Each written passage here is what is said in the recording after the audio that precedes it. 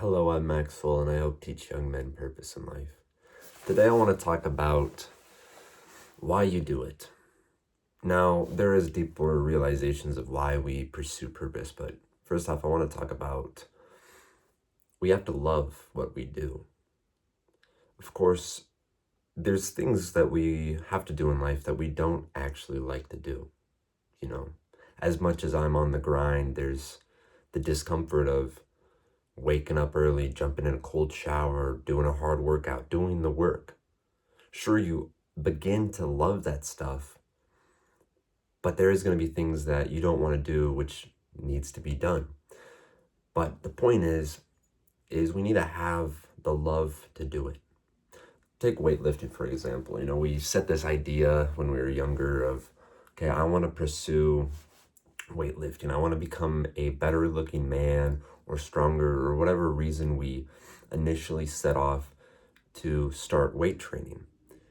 And then it's difficult. We have a hard time getting in there. We're not consistent. And then eventually, after battling that trial, tribulation over and over again, we embrace it. It becomes a part of us. It's our new identity that we just go to the gym and we do it. And it becomes something that we love, that we want to put first in front of other things so we can pursue it. We have a passion and love to do it. And if you have a purpose in life, I think one of the main things is you have to have a love for it. Because I can't imagine pursuing a purpose where you don't get a deep feeling in your heart of, when you pursue purpose, like for example, these YouTube videos, when I publish a good YouTube video, or when I get a comment of someone appreciating it, I feel like I'm dissolving, like this blissful joy of happiness and comfort that I only get when I pursue my purpose. Even if I'm writing 1,000 words in the morning, just typing away for like 2 hours, I get done with the work and I think, God damn, I just made progress. That feels amazing. Now, the big thing is having that in whatever avenue we're trying to pursue. I just recently, I use the word converted, but I have a good buddy of mine and he's tired of working in the food industry, in construction. And he's like, dude, I want to be an entrepreneur. I want to do some shit like you're doing. I want to make my own YouTube channel, my own Instagram. And I'm telling them, that's all dandy. I'm appreciative of that. But do you have a love? Do you have a value to give to the world? We're all about giving a gift and loving doing it. So if you ask yourself, okay, I think I really want to pursue being a mechanic, but I'm just unsure, or I think my purpose is this or that. You can ask yourself the question, do you love it? Would you be doing this if there was no money involved? If people didn't give you status about it, would you just be doing it because you love it, because it feels a part of you, because it feels right when you give that gift of whatever you're trying to pursue? Let's say if you're a mechanic, you just love working and fixing things. You love the faces on the people of the cars that you fix when you give it to them. You have a value and you have a reason to do it. In The Way of the Superior Man, it teaches, The Way of the Superior Man is a book all about men's purpose and guiding them through relationships. It has a chapter called Do It for Love.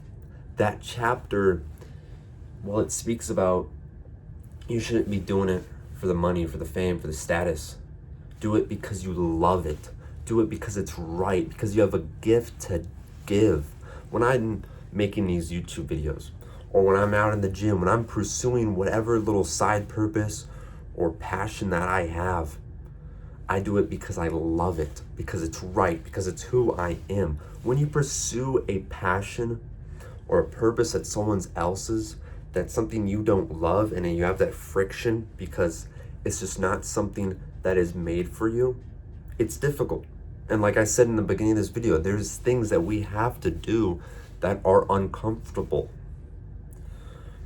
But when you can find love in it, you fully embrace it and you pursue it.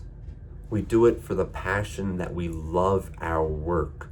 What would you be doing if money wasn't a problem? if it wasn't in the equation, what would you be spending your valuable time pursuing and that you would be loved to do? That's what I think really helps with finding people's purpose, is I'll sit them down and I'll tell them to go stare at the wall and figure out what they like to do. But I will ask them, what do they love to do? That's not the pleasures, not the instant gratifications, not the cheap sex or anything like that, the drugs. It's what actually makes you feel like you're giving a gift. A lot of the times with my friends, it's not personal. It's not like, oh, my purpose is all about me, me, me, me. It can kind of be resolved around that. And I think there's nothing wrong with that, because I've had purposes where I turn myself inwards and I just want to pursue something for myself. But then you peel back more layers and you realize it's all about giving a gift. I was talking to my friend, the one who wants to get into entrepreneurship, and he tells me he loves giving advice. He loves helping people, motivating them. And I'm like, there you go. There's the reason to pursue it.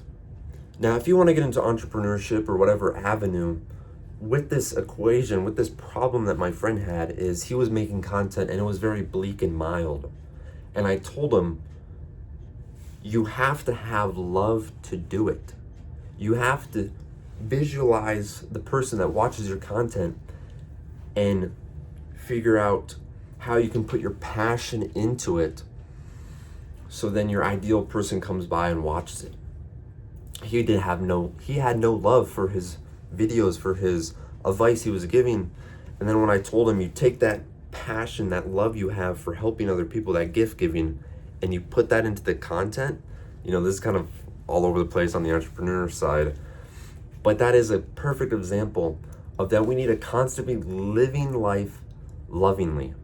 Now, we don't have to be all feminine, soy boys or whatever, but I tell you, the more you pursue what you love, and the more that floods over into the little things you do, you'll be going to work and you used to be stressing on it. You used to be so stressed out. Now it's like water on a duck's ass. It just slides off of you because you have a gift that you've been giving and you found out a way to let that overflow into different avenues. So I compel you to go out here today and write down what you actually love, what makes you tick. That isn't just the pleasures, isn't just the food, the cheap passions, but the deep core of why you love X, Y, and Z. And when you figure out that, when you pursue that, when you get that feeling of a blissful dissolvement, then you can go out in life and have a happy life, get your mental state boosted and not be sad and depressed because you're overflowing with the gift of love. Again, I'm Maxwell. I help teach young men purpose in life. I'd really appreciate it if you could like and subscribe and stay tuned for more videos like this. Again, I just compel you to go outside today and find out the real reason you've been living and what greater gift you can give to yourself and other people. So again, I'm Max. I'll see you on the next one.